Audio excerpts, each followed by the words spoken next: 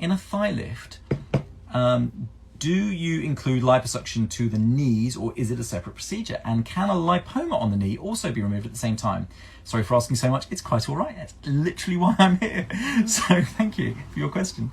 In a thigh lift, so in my thigh lifts, you get liposuction routinely. Liposuction is part of a thigh lift. It's like saying, do you include the use of scissors in a thigh lift? I mean, if I need to use scissors to cut something, I'll cut them with scissors. I need to use liposuction to do a decent thigh lift in my hands. Not everyone does, I guess. So my thigh lifts are literally, the correct term is a liposuction assisted thigh lift. So you have your skin excision as normal. It helps me rather mobilize all your skin and your thighs without having to undermine too much, which is safe for the blood supply. It's a nice safe way of doing it. It's also good for recovery.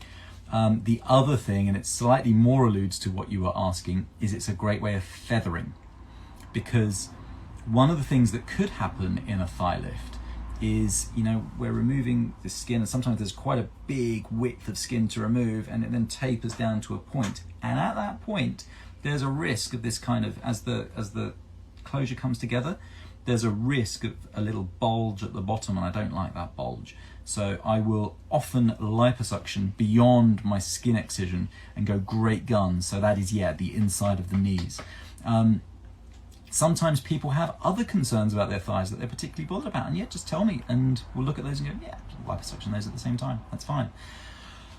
The other reason I like to liposuction as part of my thigh lifts is that when you're doing skin excisional surgery, you've got two choices.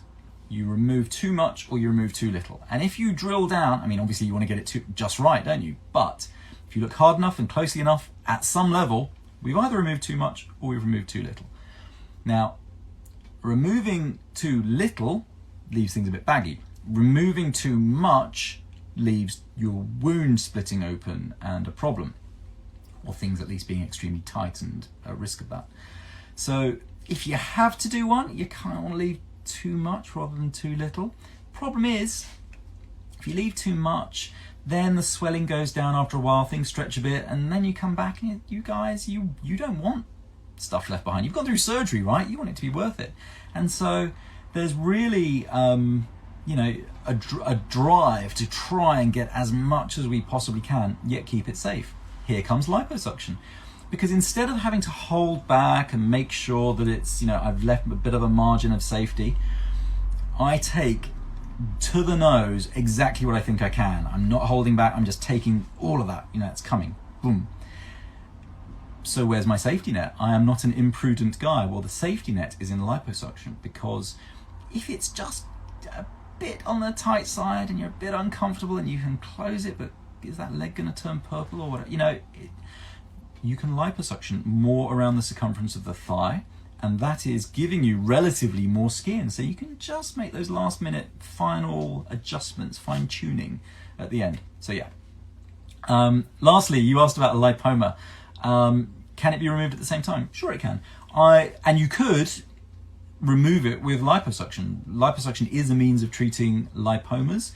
It's not the best way of treating lipomas necessarily, because it's not that you're cleanly removing the lipoma and it's gone and it won't come back. You are debulking the lipoma, but you're definitely leaving some lipoma behind if liposuction is your means of dealing with it. And that might be okay. If yours is a lipoma that's grown slowly over 30 years, then fine, you remove 80% of it and the remaining 20% will grow slowly over the next 30 years and you won't care because you'll be 30 years older than you are now, and it's this very slow growing thing that you were able to live with for this 30 years anyway. So it's probably not a big deal. But if this thing has just gone vroom from nothing really fast, then you know, you might want to send it off and have it histologically analysed and do scans and things like that. But assuming it's okay, then if it was a fast growing thing, you would presume that the remnants of it would be fast growing too. So you might want to deal with those more definitively. So I like to try and give you a definitive treatment. But you could do it as a combined procedure. Yeah, but you could do, and you could even do the definitive open excision as a combined procedure. So you can do your thigh lift and then you can just make another cut and take it out. Or you can try and approach it through the same cut if it's nearby.